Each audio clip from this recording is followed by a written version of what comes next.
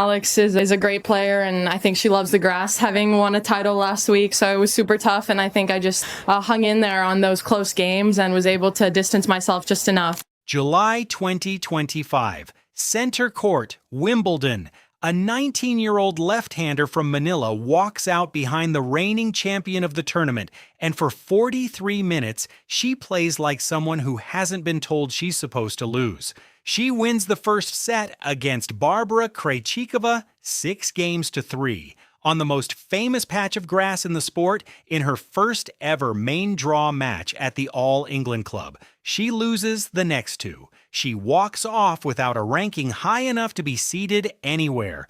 Now move 12 months forward, June 23rd, 2026. Alex, you just beat the world #2. The Wimbledon entry list is published, and somewhere between the names that win majors and the names that almost do, on the line, numbered 29, I've got Alex here, and she's beaten Rybakina, she's beaten Svitolina, she's beaten Donovekic. sits 4 letters and a country code that has never sat on that list before. Alexandra Eala, PHI, same player, same tournament, different room. Before going further, one thing has to be said plainly because it shapes everything that follows. As of the moment this script is being recorded, the Day 1 order of play at Wimbledon 2026 has not been released. It doesn't come out until the evening of Sunday, June 28th.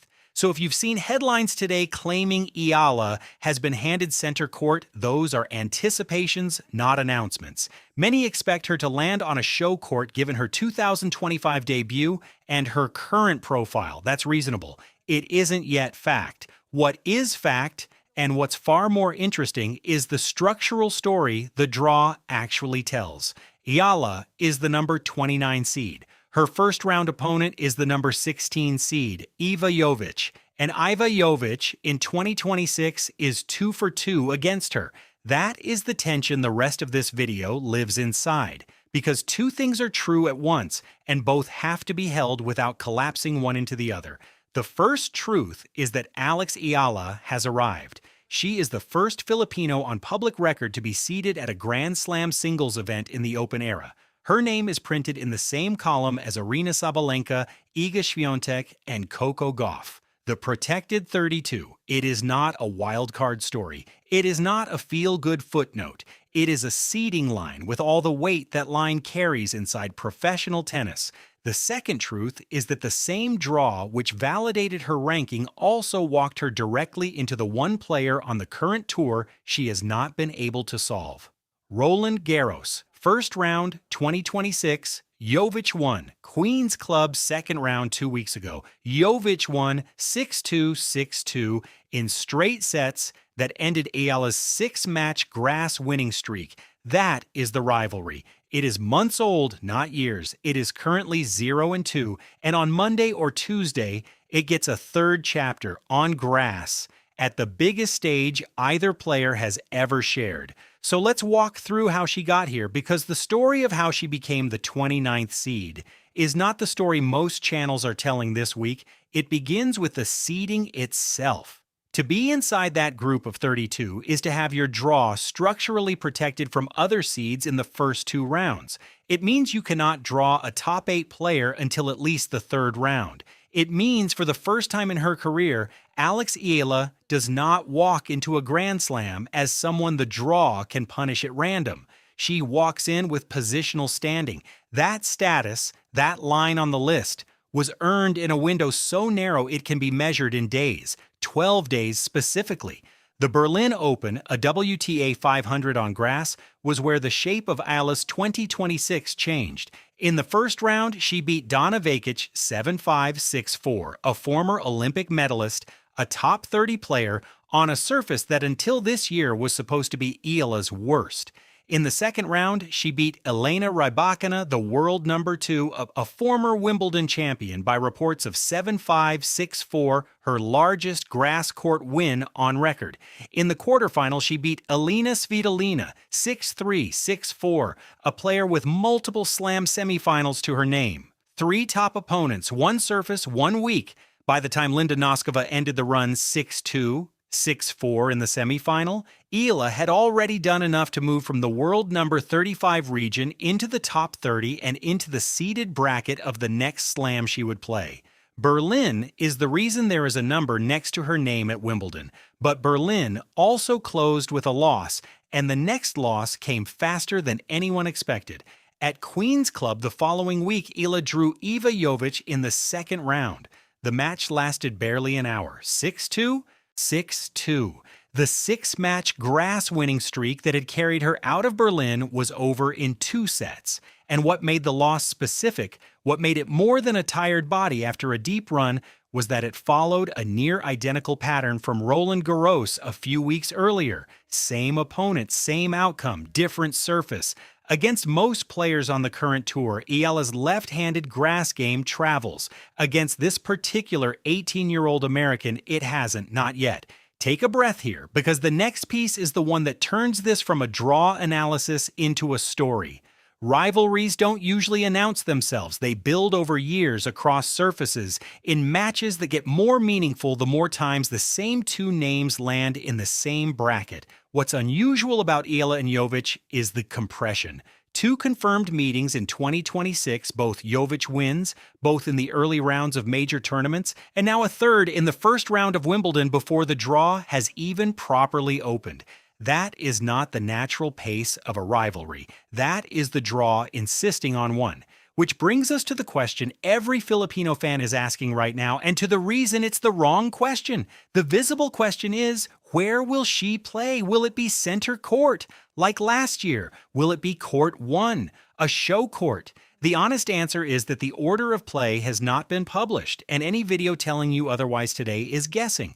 But the deeper question, the one that actually decides what happens this week, has nothing to do with the venue. It is this: can Alex Eala break a pattern in 3 days that she could not break in 3 months? The court she walks onto is decoration. The opponent waiting on the other side of the net is the test. That is the conversation people who follow the sport closely have been having quietly since the draw came out. Not which court, but which matchup. And to fully understand the weight of that matchup, you have to put it next to last year. Wimbledon 2025, same tournament, 12 months earlier. Eala walked onto center court as an unseeded debutante against the defending champion.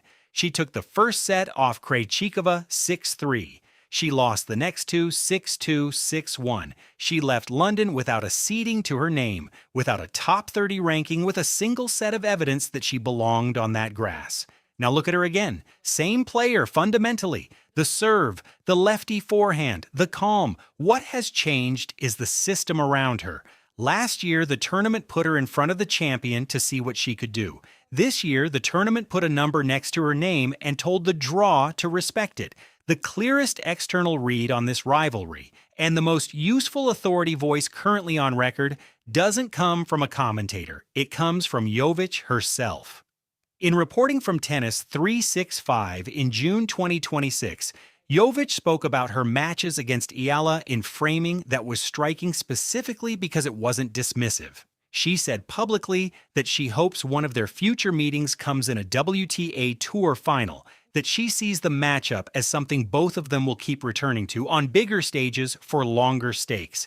That is not the language of a player who has won twice and stopped paying attention. It is the language of a player who has won twice and understands exactly who she's been winning against. When the player who currently leads the head-to-head is the one publicly framing the rivalry as career-shaping for both, that tells you something more reliable than any pundit projection. It tells you the inside of the locker room already views these two names as linked. Whatever happens at Wimbledon this year and whatever happens at the US Open after that, the structural fact that the number 16 seed is talking about the number 29 seed in those terms is its own piece of evidence.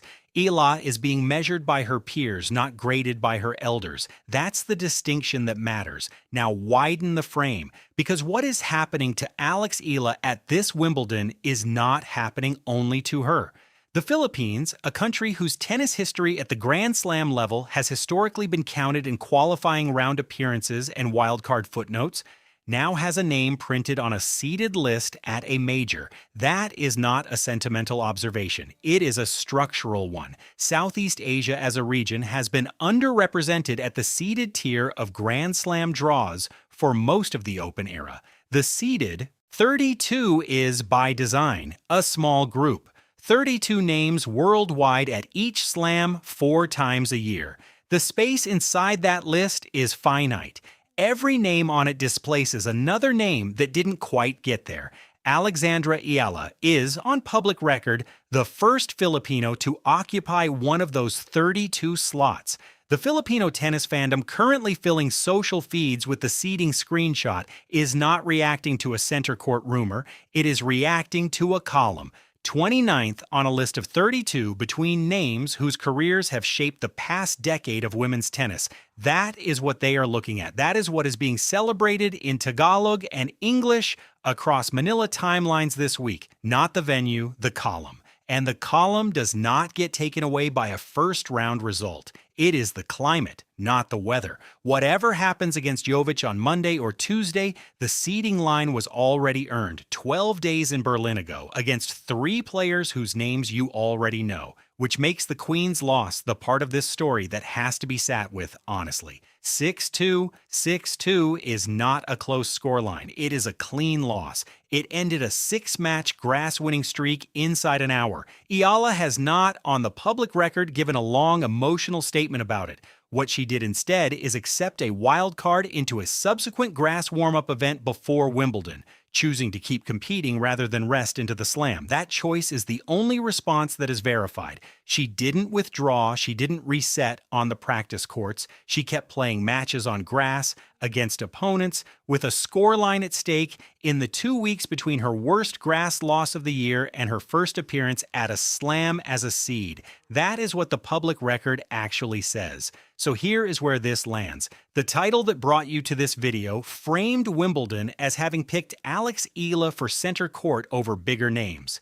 The truthful version of that story is quieter and honestly more interesting. Wimbledon hasn't picked her court yet. The schedule isn't out. What Wimbledon has done is something the tournament cannot undo with any order of play decision on Sunday evening. It has placed her by seeding in the room where the sport keeps its top 32. That room is small. The names in it this fortnight include Sabalenka, Swiatek, Gauff, Rybakina, Paolini, Pegula, Krejcikova, and online 29, Eala. The center court question, the order of play, the result on Monday or Tuesday against Iva Jovic, those are weather. The seeding is climate. And the rivalry with Jovic, currently 0-2, third meeting incoming, is the thread this channel will keep pulling on through the rest of the grass court fortnight and into the North American hard court swing that follows. So if you want to be in the room when Chapter 3 is written, whether it ends the pattern or extends it, subscribe. Drop a comment with the score you think Monday's match finishes on, and we'll be back the moment the order of play drops on Sunday evening. The 29 next to her name isn't the end of the climb. It's proof she's in the room. What she does inside it starts this week.